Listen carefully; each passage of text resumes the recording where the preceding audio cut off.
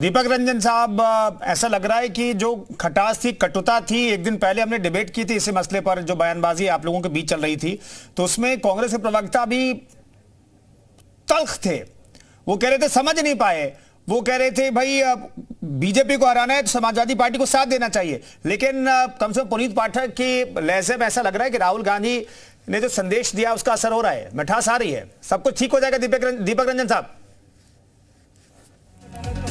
जो है नवरात्रि की बधाई मैं आपको नहीं दे पाया, हम आप लोगों को आप सभी लोगों को नवरात्रि की बहुत ढेर सारी आपको भी बहुत बहुत, और खास तौर से हमारे सुनील अरवंशी जी को कई बार बधाई, क्योंकि साहब सुनने में आ रहा था कि मंत्रिमंडल का कुछ एक्सपेंशन वगैरह होने जा रहा है और कल अष्टमी है, परसों नवमी। हमें तो नहीं लग रहा कि माननीय राज्यपाल महामहिम राज्यपाल महोदय के वहां से कुछ लोगों को आया होगा। तो देखिए ये लोग उसी लिए बड़े सुभाषपा के जो प्रवक्ता लोग हैं वो उसी लिए बड़ा फ्रस्ट्रेट और डिस्परेट है ये लोग कि इनको अभी तक बुलावा नहीं आ रहा है। इसीलिए जो है इन्होंने अपना पूर्व उठा करके नहीं देख रहे हैं कि इन्होंने किन अमर्यादित भाषाओं का इन्होंने इस्तेमाल किया था। देखिए रहा सवाल कुंदन भाई कांग्रेस का और समाजवादी पार्टी का, छोड़िए कल की बातें, कल की बात पुरानी, नए दौर में लिखेंगे हम लोग मिलकर नई कहानी। और हम लोग सब लोग मिल करके हम लोग 2024 के चुनाव में हम लोग भारतीय जनता पार्टी को हिंदुस्तान से जनता की आवाज बन करके, और इंडिया मोर्चा में पीडीए की स्ट्रेटजी है जिसके तहत हम लोग जो है भारतीय जनता पार्टी को न सिर्फ मध्य प्रदेश से बल्कि 5 राज्यों से और 2024 के आने वाले लोकसभा चुनाव में भी हम लोग उखाड़ फेंकेंगे। अभी हमारे आनंद दुबे भाई इंडिया मोर्चा को लेकर के इतने परेशान, इतने ज्यादा चिंतित है। मैं तो इनसे कहना चाहूंगा बड़े भाई आप अपनी एनडीए की चिंता कर लो, ज्यादा दूर में उत्तर प्रदेश में ही आप देख लो, आपके अनुप्रिया पटेल जी के प्रदेश अध्यक्ष अलग अलाप रहे हैं, वो कह रहे हैं उनको 14-15 सीटें चाहिए, आप देंगे 14-15 सीटें। ओम प्रकाश राजभर जी अलग सीटें मांग रहे हैं, आज हमारे सम्मानित चैनल पे आपके बोलते हैं सुभाषपा के प्रवक्ता जी हैं यहाँ पे, ये कितनी सीटें मांग रहे हैं। संजय निषाद जी अलग सीट मांग रहे हैं, कह रहे अब तुम अपने। दीपक रंजन साहब, समाजवादी पार्टी कांग्रेस की बात कर लेते हैं ना, ऐसा लग रहा है आपकी बातों से कि इस डिबेट शो में ही सवाल का जवाब मिल गया कि भाई ये चीजें ठीक हो गई हैं। समाजवादी नहीं बिल्कुल ठीक हो गई है। समाजवादी पार्टी जो है समाजवादी पार्टी को ये जो कुछ मीडिया के लोग और भारतीय जनता पार्टी के लोग उसको अलग नहीं कर पाएंगे इंडिया मोर्चा को। और ठीक है मीडिया तो चाहता है कि भाई बीजेपी जैसे मजबूत पार्टी के खिलाफ एक सशक्त विपक्ष भी होना चाहिए। मीडिया के लोग चाहते हैं, देश के लोग भी यही चाहते हैं कि कम से कम विपक्ष जो इतना मजबूत रहे कि अपनी आवाज इकट्ठे होकर के सत्ता पक्ष के खिलाफ अगर लोगों के लिए पॉलिसी नहीं बनाई जाए तो आवाज बुलंद करे। मीडिया ये चाहता है, लोग ये चाहते हैं। सुनील साहब कुछ कहना चाहेंगे? सुनील साहब, मैं बीजेपी प्रवक्ता जी के पास जाना चाहता था, लेकिन आनंद दुबे जी के पास से जाने से पहले मैं सुनील साहब के पास जा रहा हूं। सुनील साहब कुछ कहना चाह रहे हैं, जल्दी से सर।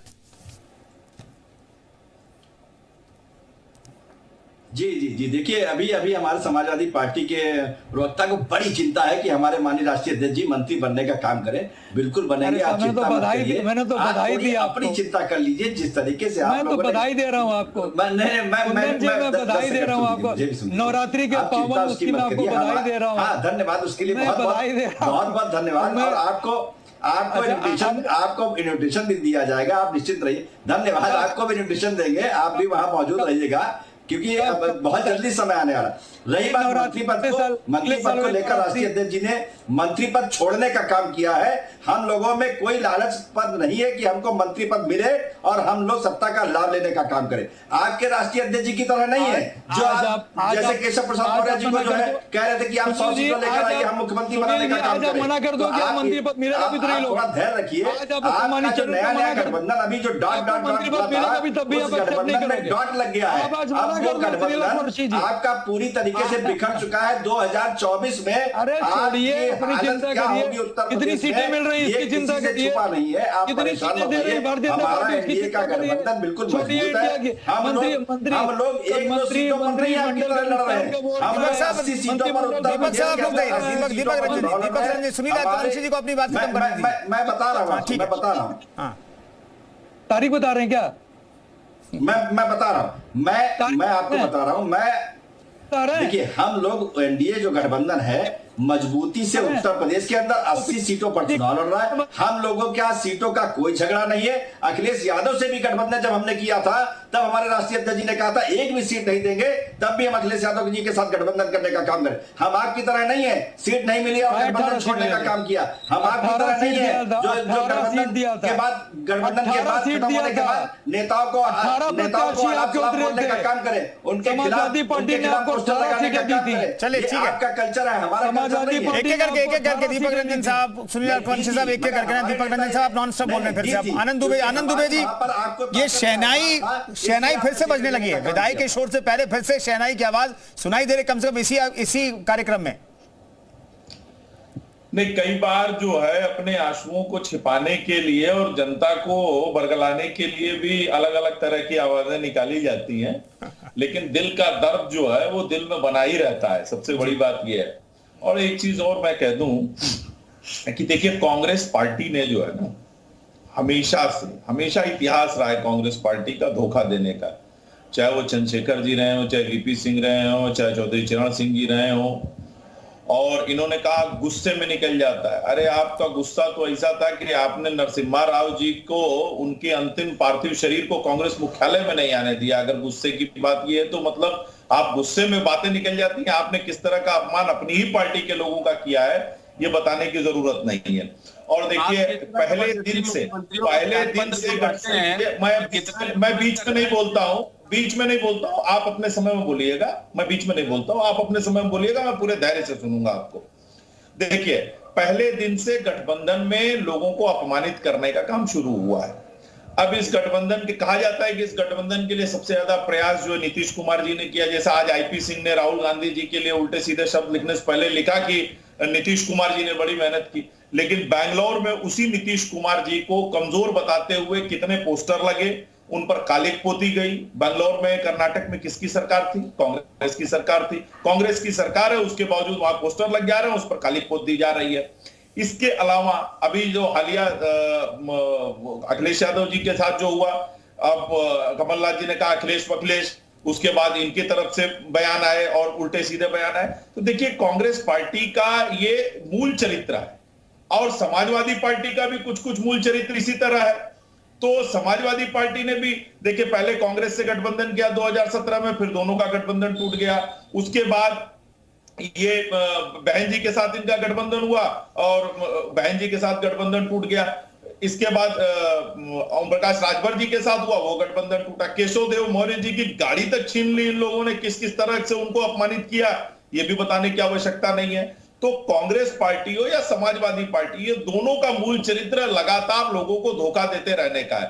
और जहां तक भाजपा की आपने बात की, तो गठबंधन को धर्म नाम देने का काम भाजपा ने किया है। और अटल जी ने कितनी ही पार्टियों के साथ मिलकर सरकार चलाकर दिखाया है कि सरकार कैसे चलाई जाती है। और छोड़िए, जिस नीतीश कुमार के साथ आज लालू प्रसाद जी अपनी सरकार चला रहे हैं, उन नीतीश कुमार जी को भी अपने से कम सीटें आने के बावजूद भी मुख्यमंत्री बनाने का काम भारतीय जनता पार्टी ने किया है। और चाहे महाराष्ट्र में रहा हो और चाहे पंजाब में रहा हो, अकाली दल को या शिवसेना को समर्थन देके उनका मुख्यमंत्री बनाने का काम भारतीय जनता पार्टी ने किया है। कि हम ये मानते हैं कि गठबंधन में धर्म है और उसको निभाया जाना चाहिए। लेकिन कांग्रेस पार्टी ने कभी भी, कांग्रेस पार्टी का पूरा इतिहास उठा के आप देख लीजिए, जब से ये है, जब भी इन्होंने किसी को समर्थन दिया है, कुछ महीनों बाद उनसे समर्थन। देखिए, कांग्रेस पार्टी की एक खासियत है, कहा जाता था कि इंदिरा गांधी जी कोई पौधा लगाती, सुन लीजिए, कहते हैं कि इंदिरा गांधी जी या कांग्रेस पार्टी कोई पौधा लगाती है ना, तो 15-20 उसको खाद पानी देती रहेगी, 15 दिन बाद उसकी जड़ को हिला के ये देखती है,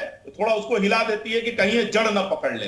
तो कांग्रेस पार्टी का यही है कि कांग्रेस पार्टी हमेशा से अपने साथ रहने वाले लोगों को कमजोर करने का काम करती है। और जो गांधी, और कांग्रेस के अंदर भी जो गांधी परिवार का दरबारी नहीं है, जो उनका भक्त नहीं है, जो उनकी प्रशंसा नहीं कर सकता, उनके लिए भी कोई स्थान नहीं। राजीव रंजन साहब, क्या मध्य प्रदेश विधानसभा चुनाव एक वजह है जिसकी वजह से इतनी तलखी दिखाई दी, जो अब थोड़ा सा नॉर्मल होती हुई दिखाई दे रही तलखी, या फिर कोई और वजह आप देखते हैं? नहीं, देखिए, तलखी की वजह तो साफ है कि समाजवादी पार्टी का दावा निश्चित तौर पर 7 सीटों पर था वहां पे, इसमें कोई संदेह नहीं है। मध्य प्रदेश में एक विधानसभा सीट उनके पास थी और 6 पे सेकंड पोल किए थे, 7 पे उनका दावा निश्चित तौर पे था। अब उनके दावे को इनकार कर दिया कांग्रेस ने।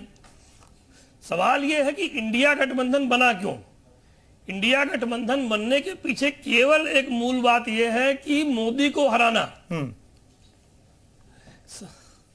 सारे दलों के झुंडों में एक बात कॉमन है, केवल मोदी को हराने की बात हटा दीजिए तो जितना अंतर विरोध इन दलों के बीच है उतना किसी के बीच नहीं है। आप ये समझिए कि हिंदुस्तान की राजनीति में 1977, 1989